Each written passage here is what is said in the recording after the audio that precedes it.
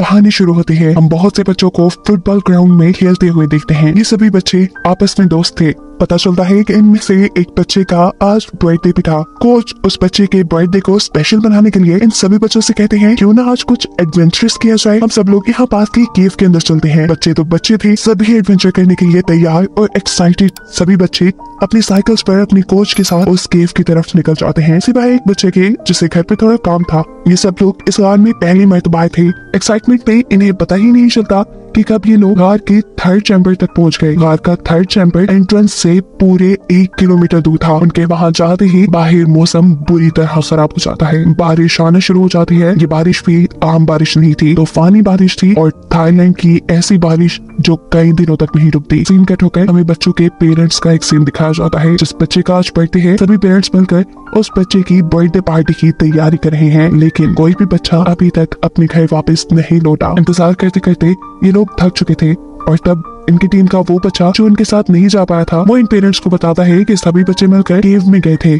बारिश भी बहुत तेज हो रही थी और वो केव तो पहले ही खतरे से खाली नहीं थी। सभी पेरेंट्स के दिमाग में खतरे की घंटियां बजना शुरू हो जाती हैं और वो फौरन इमरजेंसी सर्विस में कॉल कर देते हैं। इमरजेंसी में रेस्क्यू टीम के डाइवर्स इस केव के अंदर जाते हैं, जहां पूरी तरह पानी भर चुका था। बच्चों का दूर दूर तक नामो निशान नहीं था। ये लोग चैम्बर 3 तक भी पहुंच चुके थे। चैम्बर 3 केव के अंदर वो पॉइंट था जहाँ पे लास्ट टाइम मूवी में बच्चों को दिखाया गया। इतने पानी भरे केव में डाइवर्स की हालत खुद भी खराब हो चुकी थी। काफी घंटों बाद वो बहुत ही मुश्किल से इस केव के अंदर से बाहर निकलने में कामयाब हो पाते हैं। उनकी हालत अपनी ही इतनी ज्यादा खराब थी कि वो किसी और को क्या संभालते। दूसरी तरफ यहाँ केव के बाहर बच्चों के पेरेंट्स भी अपने बच्चों का इंतजार कर रहे थे, लेकिन बुरी खबर उन्हें ये मिलती है कि उनके बच्चे केव के अंदर नहीं है। पेरेंट्स की उम्मीदें टूटती जा रही थी कि पता नहीं उनको उनके बच्चे वापस मिलेंगे भी कि नहीं। अगला दिन भी हो गया था, बारिश थम नहीं रही थी और ऐसे केव में पानी भरता जा रहा था। मुख्तलिफ किस्म के पंप्स के जरिए केव में से पानी को बाहर निकालने की कोशिश की जाती है, लेकिन ये कोशिश भी बहुत ज्यादा कारआमद नहीं थी। न्यूज में भी ये खबर वायरल थी कि 13 बच्चे एक केव के अंदर फंस चुके हैं। पूरे शहर से लोग उनकी मदद के लिए यहाँ आते हैं और न्यूज से ही ये खबर सुनकर एक दूसरे शहर से भी लड़का यहाँ आता है। ये लड़का केव्स और माउंटेन्स को बहुत अच्छे से जानता था। वो यहाँ आकर केव के पास मौजूद एक आदमी से बात करता है और उससे कहता है कि मुझे लगता है कि केव बारिश के पानी से नहीं भर रहा, बल्कि केव के अंदर बहुत से सिंक होल्स हैं। वहाँ से तेजी से पानी केव के अंदर जा रहा है। इस बूढ़े आदमी को लड़की की बातें ठीक लग रही थी। ये दोनों बिना वक्त ज़ाया किए केव के ऊपर चेक करने के लिए जाते हैं, जहाँ उन्हें बहुत से ऐसे सिंक होल मिलते हैं जिनकी वजह से पानी केव के अंदर जा रहा था। जितना हो सकता था ये लोग उन सिंक होल्स को बंद कर देते हैं ताकि केव में ज्यादा पानी ना जाए और बच्चों के बाहर निकलने के चांसेस बढ़ जाएं। देखते देखते 5 दिन भी गुजर गए। बच्चों का कोई अता पता नहीं था। थाईलैंड के डाइवर्स तो उन बच्चों का पता लगाने में नाकाम हो चुके थे। इसीलिए थाईलैंड की गवर्नमेंट इंग्लैंड की गवर्नमेंट से मदद मांगती है और इंग्लैंड वाले यहाँ पर अपने 2 सबसे एक्सपर्ट डाइवर्स को भेजते हैं। इन दोनों डाइवर्स में से एक का नाम रिक और दूसरे का नाम जॉन था। बिना वक्त ज़ाया के ये लोग थाईलैंड पहुंच गए।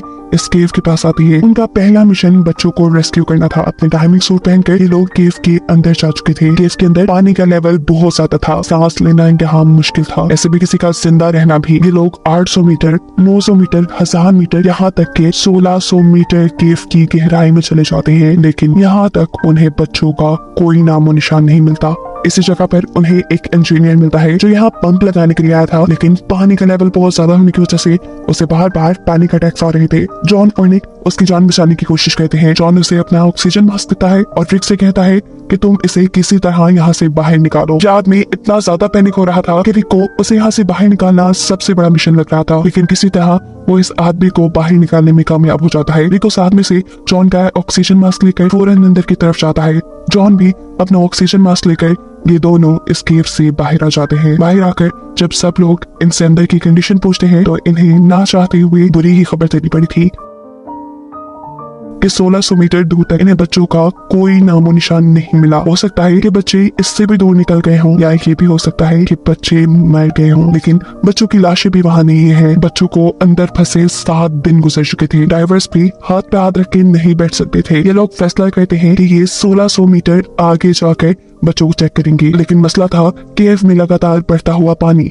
ऐसे में इन्हें बारिश के थमने का इंतजार करना था। ऐसे में इनकी मुश्किल आसान करने के लिए यहाँ एंट्री करता है वही लड़का जिसने पहले केव के सिंक होल बंद किए थे। वो यहाँ गवर्नर से मिलता है और उन्हें आज्ञा देता है कि हमें केव के पानी का रुख मोड़ देना चाहिए। पानी का रुख मोड़ने की वजह से ये पानी फसलों में जाएगा। ऐसे फसलें तो तबाह हो जाएंगी लेकिन बच्चों को बचाने के चांसेस बढ़ जाएंगे। गवर्नर को भी उनकी बात में दम लग रहा था। वो यहाँ सारे फार्मर्स से मिलते हैं और उनसे इस आइडिया को डिस्कस करते हैं। वो जानते थे कि इससे फार्मर्स का बहुत बड़ा नुकसान होगा लेकिन बच्चे बच जाएंगे। फार्मर्स भी खुद खर्च नहीं थे। 13 बच्चों की जान उनकी इन पैसों से ज्यादा जरूरी थी, इसलिए वो गवर्नर के आइडिया को मान चुके थे। फाइनली अब पानी का बहाव मोड़ दिया जाता है। केव से पानी का लेवल कम होते ही रिक और जॉन दोबारा केव के अंदर बढ़ते हैं। इस मरतबा उन्होंने 2200 मीटर से ज्यादा सफर तय कर लिया था लेकिन अब भी कोई उम्मीद नहीं थी। वहाँ उन्हें कुछ नहीं मिला। ये लोग पीछे ही मुड़ने वाले थे कि अचानक जॉन को वहाँ एक लाइट जलती दिखाई देती है। ये लाइट एक पतले से रास्ते से आ रही थी। मुश्किल से जॉन उस पतले से रास्ते से दूसरी तरफ जाता है और यहाँ लकीली उसे सारे बच्चे जिंदा मिल जाते हैं।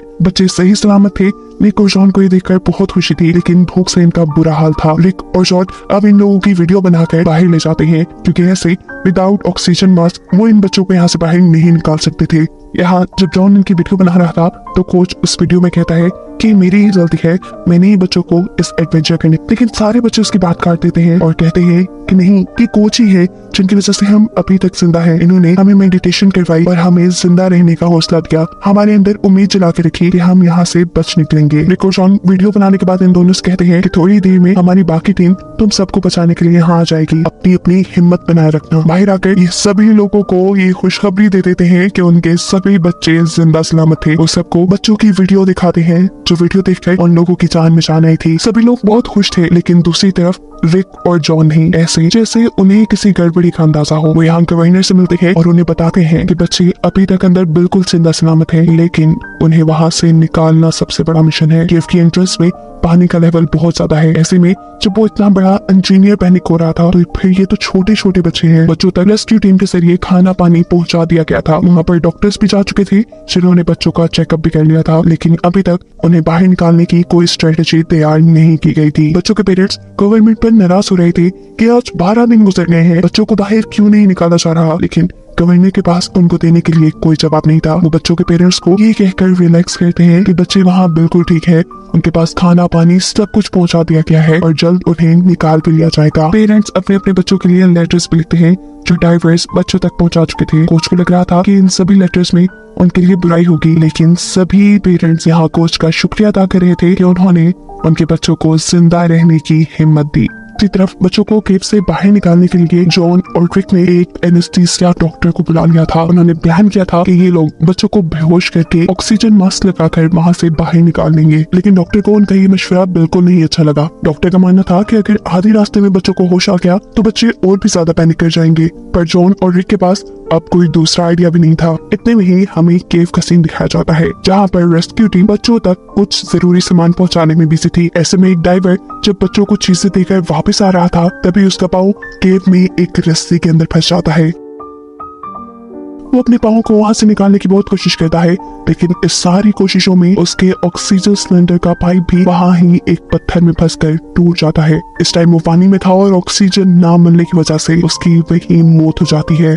रेस्क्यू टीम उसे निकालकर बाहर लेके आती है। उसके मरने से ये सभी काफी दुखी थे, जबकि दूसरी तरफ डॉक्टर और रेस्क्यू टीम को भी ये समझ आ गई थी कि रिक और जॉन जो मशवरा दे रहे हैं बच्चों को बेहोश करके बाहर लाने का, वो बिल्कुल ठीक है, क्योंकि जहाँ ये इतना बड़ा डाइवर पैनिक करके मर गया, बच्चे तो फिर छोटे हैं। रिक और जॉन अब अपना आइडिया गवर्नर को बताते हैं और गवर्नर भी उसी आइडिया से बच्चों को बाहर निकालने के लिए तैयार थे। रात में अब डॉक्टर या रेस्क्यू टीम के सभी डाइवर्स को बच्चों को इंजेक्शन लगाना सिखाता है जिसकी मदद से बच्चे बेहोश हो जाए। ये सब सीखने के बाद अगली सुबह अब वो दिन था जब इन्हें अपना मिशन कंप्लीट करना था। इन्हें बच्चों को केव से बाहर निकालना था। केव के बाहर बहुत से लोग जमा थे, बच्चों के पेरेंट्स, शहर वाले, और सभी बच्चों के सेफली वहाँ से निकलने की दुआएं कर रहे थे, क्योंकि अगर इस मर्तबा कोई भी गड़बड़ी हुई तो बच्चे मर कर ही बाहर निकलेंगे। केव के अंदर जाने पे इन्हें एहसास होता है कि सभी बच्चों को एक साथ निकालना बहुत ज्यादा मुश्किल है। ये प्लान चेंज करते हैं और केव में से एक वक्त में सिर्फ 4 बच्चों को निकालने का सोचते हैं। एनेस्थीसिया के इंजेक्शन लगाकर बच्चों के हाथ पांव भी इन्होंने बांध दिए थे ताकि अगर रास्ते में उन्हें होश भी आ गया तो वो हाथ पांव मारकर कोई गड़बड़ी पैदा न करे। अब जैसे ही ये लोग बाहर की तरफ निकल रहे थे तब एक बच्चे को होश आ जाता है। उस बच्चे को इन्हें एक एक्स्ट्रा डोज देनी पड़ती है और फिर सभी बच्चों को एक दूसरे के साथ रस्सी से बांधकर बाहर निकाला जाता है। फाइनली अब काफी घंटों की मेहनत के बाद 4 बच्चे सेफली बाहर निकल चुके थे। अपना मिशन सक्सेसफुल होते ही सभी डाइवर्स बहुत खुश थे, साथ ही साथ पेरेंट्स भी। अगले दिन दोबारा 4 बच्चों को लाने का काम शुरू होता है और इसमें भी ये सभी डाइवर्स कामयाब हो जाते हैं, जिसके बाद केव में सिर्फ 5 ही लोग बचे थे, 4 बच्चे और एक कोच। और मुश्किलें दोबारा पैदा हो जाती हैं। बारिश इतनी तेज होती है कि हर जगह पानी भरने लगता है और ऐसे केव में भी दोबारा पानी का लेवल बढ़ जाता है। लेकिन पानी के लेवल बढ़ने की वजह से अपना मिशन रोक देना एक बेवकूफी थी। वक्त के साथ पानी और भी ज्यादा बढ़ जाता, इसलिए ये लोग अपनी रूटीन के मुताबिक अपना काम शुरू करते हैं और बाकी 4 बच्चों को निकालने के लिए केव के अंदर बढ़ जाते हैं। इस मर्तबा बच्चों को रस्सी से बांधकर एक साथ बाहर नहीं लाया गया। हर डाइवर एक बच्चे की जिम्मेदारी ले रहा था और उसे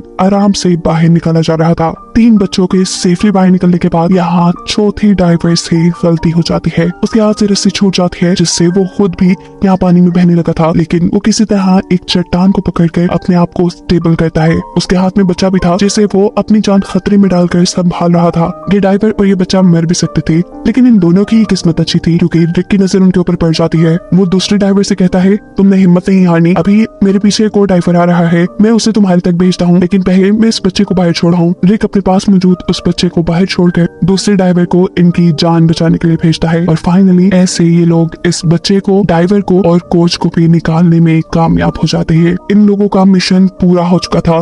ये एक टीम वर्क था। अपनी कामयाबी पे ये लोग जश्न मना रहे थे। इन्होंने 13 जिंदगियां बचा ली थी। ये सभी बहुत खुश थे और इन सबको खुश दिखाते हुए ये कहानी यहाँ खत्म हो जाती है।